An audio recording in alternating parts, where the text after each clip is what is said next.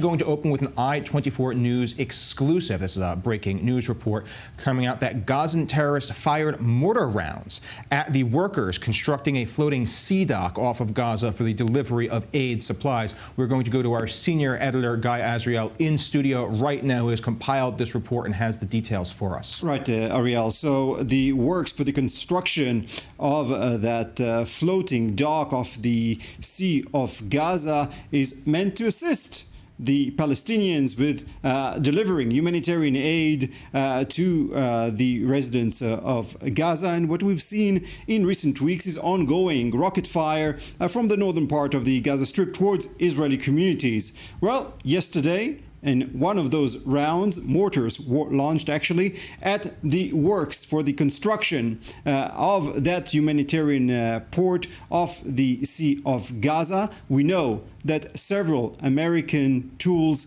were damaged as a result of that launch, and also one person was lightly wounded when he was running for shelter.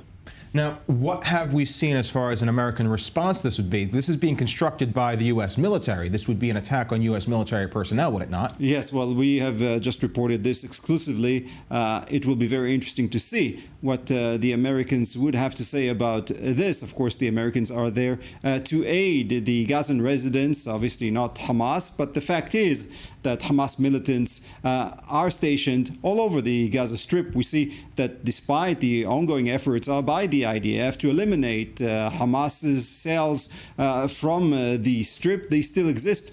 Of course, in Rafah, which is the last major stronghold of Hamas in Gaza, but also in other parts of the Strip, including refugee camps in the central part of the Strip and even in the northern part of the Strip. We've seen rocket fire towards Israeli communities like Sderot and Zikim just over the past several days. So this is not a surprise, but the fact that they choose to attack the American forces who are building the port that is meant to assist Gazan residents, well, that I think says a lot. Will be very interesting to see what the Americans will have to say about that. And to clarify, this would be the first direct attack by Palestinian terror factions against U.S. assets. This is what, as far as we know, the Americans obviously were not keen to publish this report.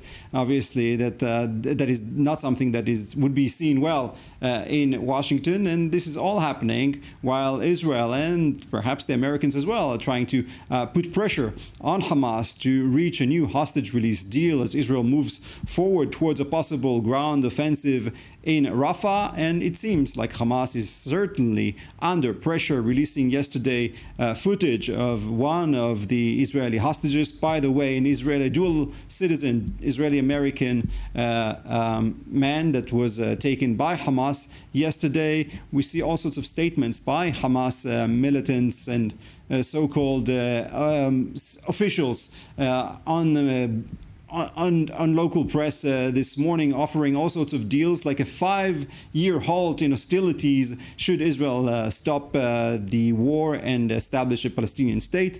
It's clear the Hamas leaders know that the IDF is heading towards Rafah, and now they are literally shooting in all directions.